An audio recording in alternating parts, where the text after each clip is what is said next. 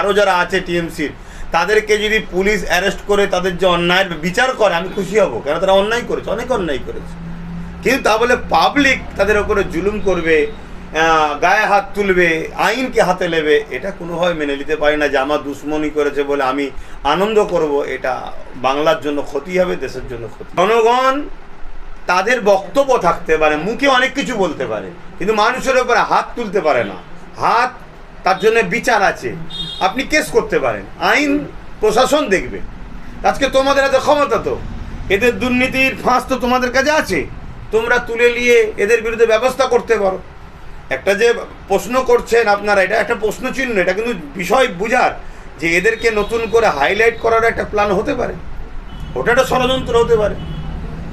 এই যে রাজ্য সরকার ক্ষমতায় আসার পরে একটা সার্কুলার জারি হয়েছে দেখি যে মাদ্রাসায় মাদ্রাসায় বন্দে মাতারাম যে গানটা আছে সেটা গাইতে হবে। বিষয়টা কি? শোনেন, সংবিধান কাউকে ফোর্স করার ইজাজত দেয়নি। যদি কেউ ফোর্স করে সে সংবিধান বিরোধী কাজ করবে, তো সংবিধান বিরোধী যে হবে তাদের বিরুদ্ধে আমাদের লড়াই চলবে। চলে শুরু করি।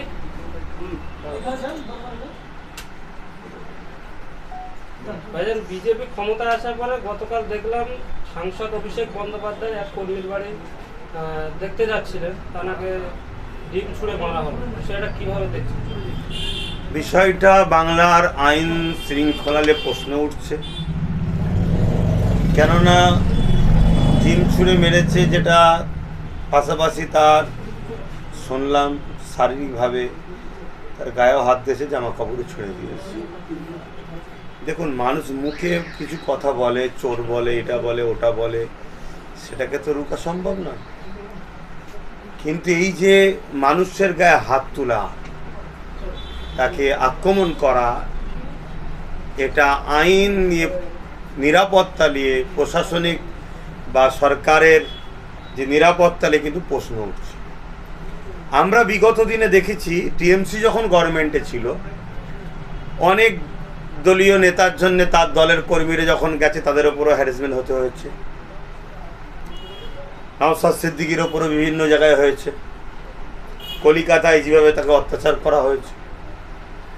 আমরা দিদিমুদিকে এই বারবার এক বলি এই কারণেই তো, আইন ব্যবস্থাকে বিগত সরকার ধ্বংসের দিকে ঠেলে দিয়েছিল। যেটুকু যা রেখেছিল বিজেপি সরকার এসে শুরুতেই সেটাকে আরও ধ্বংস করে দিল। না হয় একটা সংসদ, অভিষেকটা কি বর্তমান একজন এমপি, এবং আজকে গতকালকে কল্যাণ ব্যানার্জির উপরে হলো, সে কে? একটা এমপি। তাহলে সে কোন দলের আমি জানি না, কিন্তু কথা হচ্ছে, মানে জানি না বলতে আমার দেখার দরকার নেই, কিন্তু কথা হচ্ছে আজকে বিজেপি আসার সাথে সাথে যেটুকু যা ছিল সেটাও আরও ধ্বংস হয়ে গেল। তাহলে আজকে যেটা এমপিদের ওপরে পাবলিক হাত তোলে, তাহলে সাধারণ মানুষ নিরাপত্তা কোথায় বাংলায়? এটা প্রশ্ন চিহ্ন যে প্রশাসন ব্যবস্থা, আইন ব্যবস্থা বাংলায় বিগত সরকার ধ্বংস তো করেছে, সরকার এসে যেটুকু যা ছিল আরো ধ্বংস করে দিল। অভিষেকের নিরাপত্তা তুলে নেওয়া হলো, আস্তে আস্তে তার জনপ্রিয়তা কম ছিল, এই যে হঠাৎ করে ফের আক্রমণ, ফের জনপ্রিয়তা বেড়ে গেল, কোথায় সেটিং ব্যাপার দেখছে? সেটিং হতে পারে, কেন রাজনীতিতে তো অনেক অঙ্ক চলে, কিন্তু আমি মনে করি বাস্তব যেটা দেখছি এটা একটা প্রশ্নচিহ্ন। রাজ্য যে বর্তমান সরকার বিজেপির পক্ষ থেকে শুভেন্দু অধিকারী, তাকে একটা প্রশ্নচিহ্নের মুখে পড়তে হলো যে তুমি আসার সাথে সাথেই বাংলার আইন ব্যবস্থা একেবারে তলানিতে, যে একটা এমপি নিরাপদ নয়। এবার তাদের দুজনের মধ্যে কি সেটিং, সেটা আমরা তো জানি সেটিং, সেটা এর মধ্যে কি সেটিংয়ে রয়েছে সেটা তারা দুজনই বলতে পারবে। আপনাদের তো পুরনো ভিডিও ভাইরাল হচ্ছে, আপনারা দেখতে পাচ্ছি যে অনেক রকম ভিডিও পুরনো কাটিং করে ছাড়া হচ্ছে। হ্যাঁ, আমাদের ওপরে টিএমসি সরকার যে জুলুমগুলো করেছিল, আমিও তো কাজদিয়াতে একটা আমাদের রাজনীতির দলও নয়, একটা মানে ধর্মীয় সম্পর্ক, একটা অরাজনীতি সংগঠনের একটা কর্মী অসুস্থ ছিল, তারপরে জুলুম হয়েছিল, তাকে দেখতে যাওয়াতে তৎকালীন সময় ওই এলাকায় টিএমসির যে সন্ত্রাস আর যে জালিম ছিল তারা আমার উপরে চড়াও হয়েছিল, জুলুম করেছিল। দেখছি এটা বাংলার জন্যে খুব খারাপ, এরকম আইন ব্যবস্থা হওয়া উচিত নয়।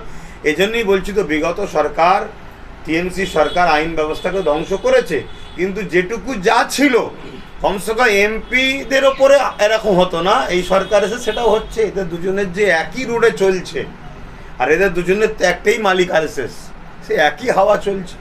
অভিষেক ব্যানার্জি বলেছিল যে নওশাদ কেন্দ্র নিরাপত্তা নিয়ে ঘোরে, নিরাপত্তা ছেড়ে দিয়ে ঘুরুক, আর নিরাপত্তা অভিষেকের উঠে যেতে এ ধরনের একটা হামলা হলো।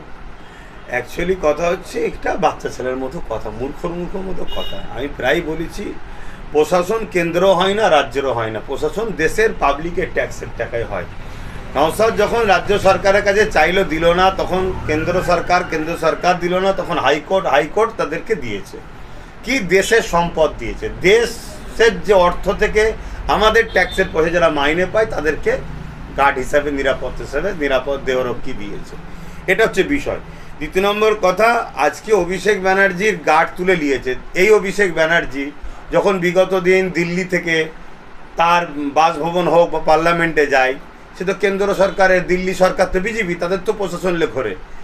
এবং বিগত দিন জিতার পরে আজ পর্যন্ত যতজন প্রশাসন ছিল সেও তো বিজেপি সরকারের। এগুলো বাচ্চার মতো কথা। আর দ্বিতীয় নম্বর কথা, তার গার্ডকে তুলে নিয়েছে। দেখুন, ওদের মধ্যে ব্যক্তিগত আকসাক্ষী চলছে না হিরো বানাবার প্ল্যান চলছে, সেটা আরও কিছুদিন গেলে ফিকে হবে। তবে আমি এতটুকু জানি, অভিষেক আর শুভেন্দু দুজনের মধ্যে একটা লবি আছে। কেন? শুভেন্দু টিএমসি দলটার জন্য যা করেছে, এটা আরও 10 জনের মধ্যে, মানে অন্য কেউ, অন্যতম একজন টিএমসির জন্য অনেক কিছু করেছে। কিন্তু অভিষেক হঠাৎ করে এসে বসাতে শুভেন্দুর এখানে আস্তে আস্তে পাতা মমতা ব্যানার্জি গুরুত্ব দিচ্ছে না। এই যে একটা রাগ, আকসাকসি, আজকে ক্ষমতায় এসছে, সে রাগ মিটাচ্ছে। কিন্তু আমার মনে হয় না যে সেও একজন আইনের লোক। আর আপনি বাংলার সর্বোচ্চ পদে এখন বসেছেন শুভেন্দু অধিকারী, তার দুজনের এই আকসাকসিতে পাবলিক আইনকে হাতে তুলে নিয়ে এরকম বাংলা যেন না গড়ে ওঠে, তাহলে সেটা অনেক ভয়ানক জায়গা চলে যাবে। 24 ঘন্টার মধ্যে আপনার কেন্দ্রের সাংসদ, আপনারও সাংসদ, তিনিও আক্রান্ত হলেন। কিন্তু সেটাই বলছি, আইন ব্যবস্থা ধ্বংসের দিকে। বিজেপি শাসিত এলাকাগুলো অন্যান্য জায়গাতে এরকম ব্যবস্থা হয়ে আছে, আইন ব্যবস্থা নাই, মানুষের হাতে রাজ চলে গেছে, মানুষ এখন সন্ত্রাসী গুন্ডাগিরি শুরু করেছে। এটা অত্যন্ত দুঃখজনক, এটা কোনোভাবে কাম্য নয়। হ্যাঁ, আমি এটাও বলছি, অভিষেক ব্যানার্জি, কল্যাণ ব্যানার্জি, আরও যারা